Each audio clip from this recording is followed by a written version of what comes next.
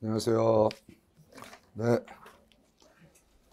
오늘 문제가 사실 쉽지가 않았는데 잘들 보셨더라고요.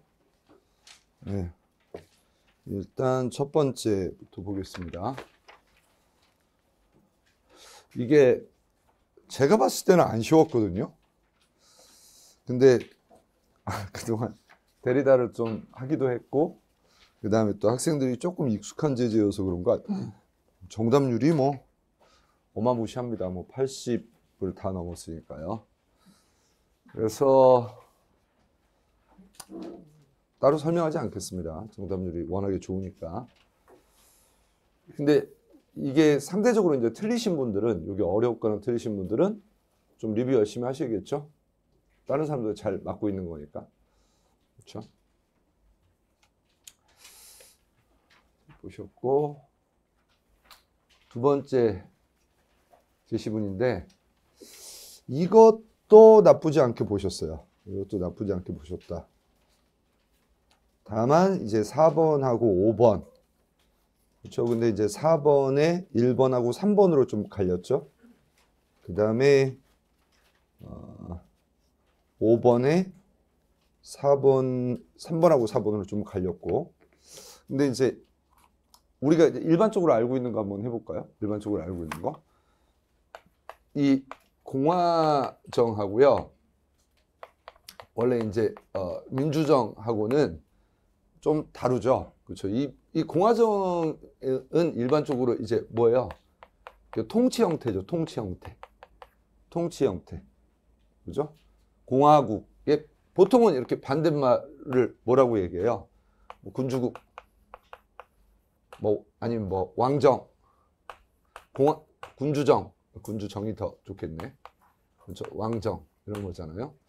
그래서 이 공화정은 기본적으로 이제 어떤 국민 혹은 국민의 대표 이렇게 다스리는 거고, 그 다음에 여기는 이제 국민이 통치하는 게 아니죠. 그렇습니다. 혈통에 의해서 이렇게 통치되는 거고, 요거는 통치 형태라기보다는 전반적으로, 그러니까 그 사회가 기본적으로 이제 가장 중요한 건 이제 의사결정 형태인데, 이걸 좀 이거하고 좀 다르죠. 이게 기본적으로 이러다 보니까 이제 정치 형태죠. 그렇습니다. 민주정의 반대말은 그러면 뭔가요? 예, 전제정이나, 그렇죠? 이렇게 독재정, 뭐 이렇게 될 수 있겠죠. 그러니까 이게 곰곰이 생각해 보면 너무 당연한 게, 요 군주나 왕정이어도 이 글에 따르면 뭐가 될 수 있냐면 의사결정이 이렇게 이루어질 수 있는 거고, 반면에 공화정이라고 하는데 독재자들은 뭐 늘 이렇게 나올 수 있잖아요. 사실 이제 이렇게도 되는 거죠. 그래서 이걸 좀 구분을 해야 되는데, 이 글에서는 조금 다르게 바라보는 거죠. 어떻게 바라보냐면, 그리고 이 글의 하이라이트 부분이 뭐였습니까? 이 글의 제일 하이라이트 부분이 요거를 잘 구분하라는 게 하이라이트였죠.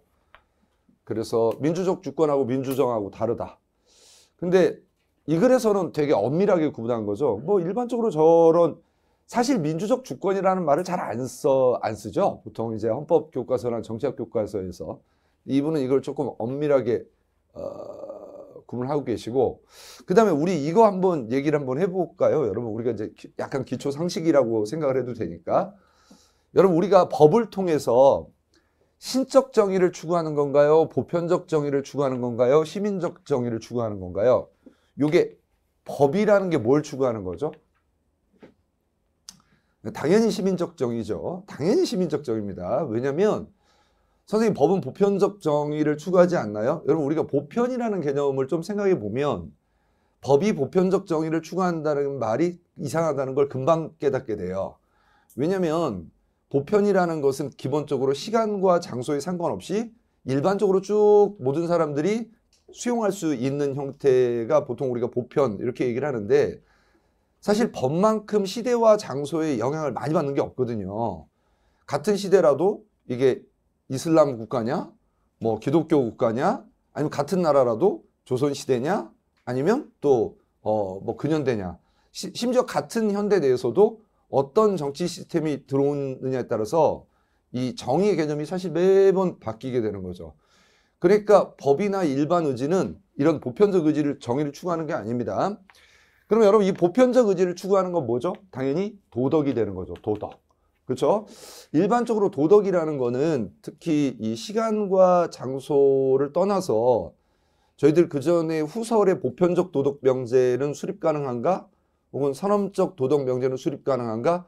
우리가 그런 걸 고민하긴 하지만 보편적 법명제는 가능한가? 이런 걸 고민하지는 않아요. 왜냐면 그런 거는 둥근 사각형 같은 거예요. 좀 말도 안 되는 거죠. 보편적 법이 세상에 어디 있습니까? 그렇죠? 자, 그 다음에 실정법하고 자연법의 관계를 좀 이해할 필요가 있겠다. 이랬고요. 근데 이분의 개념을 조금 얘기를 한번 해보겠습니다. 자, 이 부분은 이 공화정을 뭐라고 표현했냐면 공화정은 이렇게 했어요. 법의 지배다. 이렇게 돼 있지 않습니까? 그래서 법의 지배가 있으면 공화정이다. 그렇죠? 그러면은 법의 지배가 있으려면 당연히 법을 누군가 만들어야 되지 않습니까? 그렇죠? 그래서 법을 만들 때 법은 써볼게요. 있는 그대로. 저기 있는 거 그대로 써보겠습니다. 법은 일반 의지에서 비롯된다. 일반 의지에서 비롯된다. 그러면 일반 의지라는 거는 뭐에 기반하는 거냐? 있습니다. 일반 의지는 인민주권에 기반한다. 그리고 이걸 우리는 뭐라고 얘기할 수 있다? 민주적 주권이라고 얘기할 수 있다. 그러니까 민주적 주권이라는 거는 기본적으로 뭐하고 관련되어 있는 거예요? 인민주권. 이거 뭐 여기랑 연결시켜 보면 기본적으로 요 법의 제정하고 매우 밀접한 연관이 있다. 그렇죠. 법의 제정하고 매우 밀접한 연관이 있다. 우리가 그렇게 읽을 수 있지 않습니까? 그리고 우리가 늘 얘기하지만 요 일반 의지라는 개념은 항상 뭘 추구한다? 여기는 뭐 공공선 이렇게 써도 되지만 일반 이익이라는 걸 추구한다. 그렇죠? 그러면 일반 이익이 뭐냐? 그럼 일반 이익 뭐냐? 그럼 일반 이익이 뭐냐고 물어봐도 되지만 일반 이익의 반대말이 뭐냐? 이렇게 물어보면 조금 더 이게 의미가 더 명확해질 수 있죠.